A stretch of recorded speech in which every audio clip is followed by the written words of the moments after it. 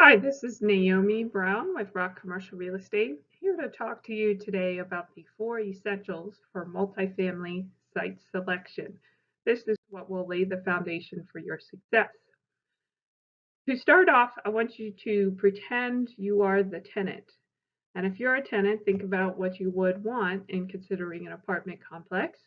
Probably proximity to work is going to be one of your biggest ones, the proximity to your friends and family, grocery stores and services, neighborhoods and parks, and things that you're looking for to enjoy. Lastly on that list is probably the actual apartment. So this is to reiterate how important it is to first think about how your tenant is considering your apartment complex and thus the site, first of all. One of the most important things you want to look for before even considering a land is the larger location as a whole and the job growth that that area has. You want to see at least three major employers and or industries. And the reason for this is that it provides a lot more diversity so that if one employer decides to close down or relocate, there's still a lot of options for your tenants and they're not all going to lose their employment at one time. So diversity can be very key. You also want to consider the access to highways in your site because this is going to be the main driver of not only helping people get to work, but a lot of major industries, especially in central Pennsylvania, are geared toward warehousing, and the ability to transport their product is essential to being located close to the highways. So having accessibility to those employers and thus the highways is an important foundation. And as you're considering employment, jobs always have babies in the sense that a basic employer is going to attract more services and more employers around it. A good example of this is the Parks Casino that you're looking at here. This was recently approved in the Shippensburg area. And anytime when you have a major employer like this, they're going to go in and provide a lot of jobs for the community.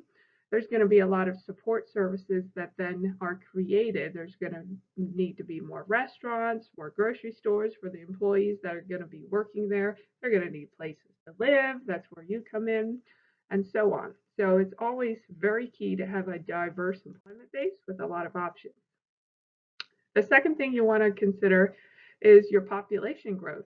Oftentimes, this is in direct proportion to your employment growth, but not always, because sometimes you have a lot of retirees in one location to consider. Healthy population growth is the key to having success over the long term. So in Lancaster County, you see this is very typical that they have a almost 0.6 percentage growth rate every year. And you want to make sure when you're seeing these types of population growth rates, you're understanding is it yearly? Is it an averaged over 5 years? What is that number really? So these are each year the growth rates in York County and in Cumberland County, which is actually the fastest growing county in the state right now, is 0.83 of a percentage. You also want to consider how much competition there's going to be. So if you're thinking about building a new location, is there going to be a lot of other people doing the same thing and thus kind of watering down your product offering? If you consider a close up here of Pennsylvania, you'll see that the lighter colored or the orange counties are where they're actually losing population and thus taking units out of service. Where here around central Pennsylvania, that the Pittsburgh region and the Philadelphia region, they're gaining a substantial amount of population. And as a result, you're seeing a lot more housing units being built in those areas. So what you want to see is an equilibrium of an appropriate amount of new housing units built to equal the growth rate that's happening in that area. Here in central Pennsylvania, we do thankfully have a pretty good equilibrium for right now. I do track those numbers, and if you'd like more details on what's in the new construction pipeline, just reach out. The third thing you want to consider is your proximity to those amenities that your tenants are going to want to see. as well as their work environment. That proximity is going to dictate how much rent growth that you're typically going to see. Because if you're farther away from those amenities, you're going to have to account for that in the rent that you are charging your tenants. Overall, in Pennsylvania, we saw an 8.55% increase, but again, this is an average. In central Pennsylvania, it was approximately a 10% year-over-year increase in rent. The final step that you want to consider in your site analysis is the actual site itself and the suitability. Now, this I often see is almost the first thing that a lot of developers consider because it can be very hard to find sites that meet this criteria nowadays, but it should actually be the thing that's after all the other fundamentals for the site. You want to consider the zoning. That is foundational because I hear a lot of people talk about rezoning, but it is certainly not an easy thing to do, nor is it something that you want to be able to count on. So consider the zoning as a use by right, ideally, for whatever project you want to put on the site.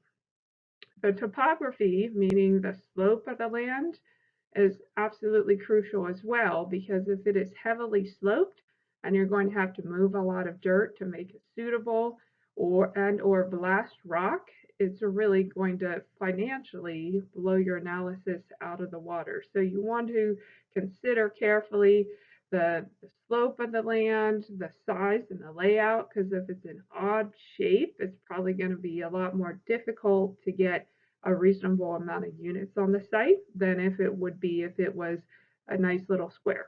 So consider the actual physical characteristics of the site. And absolutely essential, of course, is the utilities. Now, just because it's nearby does not necessarily mean that you have what you need.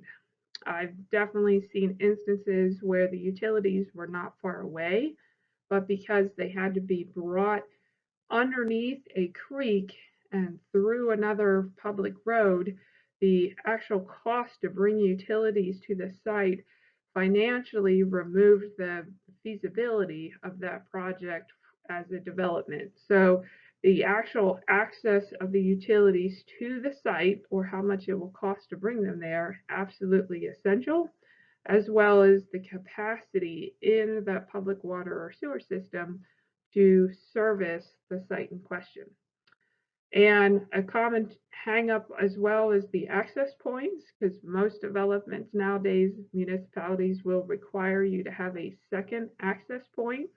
So you want to make sure that however that land is laid out, you have the ability to have a second, at least emergency access point as you're considering your design. So those are the 4 essentials of a multifamily site selection. If you want to drill down and get more details on these, please reach out to me at my contact information here. Be happy to hear from you and share any of our current land availabilities as well.